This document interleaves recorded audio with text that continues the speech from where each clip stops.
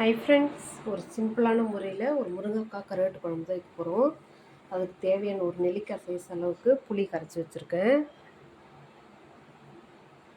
அதுக்கப்புறம் 2 தக்காளி, ஒரு 2 முருங்கைக்காய், ஒரு வெங்காயம். கருவாடு வந்து குழம்பு கருவாடுன்னு சொல்லுவாங்க. இது நல்லா க்ளீன் பண்ணிவிட்டு தண்ணியில் ஊற போட்டு வச்சுருக்கேன். இதில் தான் ஃப்ரெண்ட்ஸ் இப்போ குழம்பு எப்படி தாளிக்கிறதுன்னு வாங்க பார்க்கலாம். இப்போ பாருங்கள், நம்ம குழம்பு செய்கிறதுக்கு தேவையான ஒரு கடாய் வச்சுட்டேன். இப்போ கல்லெண்ணெய் தான் ஊற்றிக்கிறேன். நான் இத்தனை நாள் கோல்டு வின்னர் எண்ணெய் தான் யூஸ் பண்ணியிருந்தேன். இப்போ கல்லெண்ணெய் வாங்கியிருக்கேன். சரி, ட்ரை பண்ணி பார்க்கலாமேன்னு சொல்லிட்டு நல்லா எண்ணெய் சூடாகட்டும். நம்ம வெந்தயமும் கடுகும் போட்டுக்கலாம்.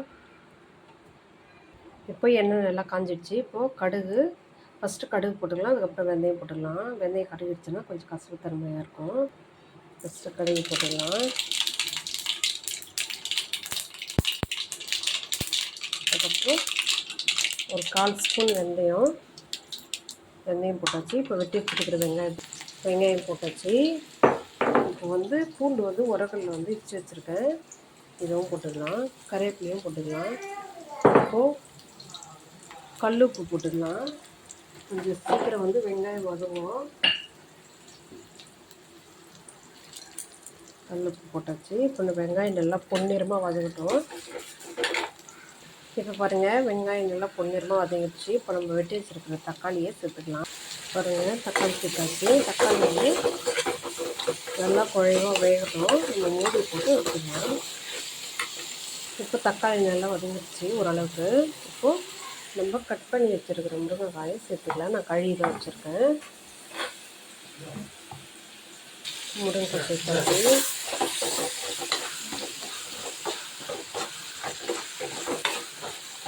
முருங்கைக்காய் ஒரு 5 மினிட்ஸ் எண்ணெயிலே வேகட்டும். ஒரு 5 மினிட்ஸ் இப்போ முருங்கைக்காய் நல்லா எண்ணெயிலே வெந்துடுச்சு. இப்போ இந்த குழம்புக்கு தேவையான அளவுக்கு மிளகாத்தூள் சேர்த்துக்கலாம். எங்களுக்கு மிளகாத்தூள் கொஞ்சம் தான் இருக்குது. நீங்கள் உங்கள் காரத்திற்கு ஏற்ப மிளகாத்தூள் சேர்த்துங்க. இப்போ மிளகாத்தூள் பச்சை வாசனை போகட்டும். எல்லாம் சிம்மில் வச்சுட்டு எண்ணெயிலேயே நல்லா வதக்கிடுங்க. இப்போ நல்லா வதங்கிடுச்சு. இப்போ நம்ம இந்த புளி தண்ணி கருவாடெல்லாம் சேர்த்துக்கலாம். அவ்வளோதான் ஃப்ரெண்ட்ஸ்.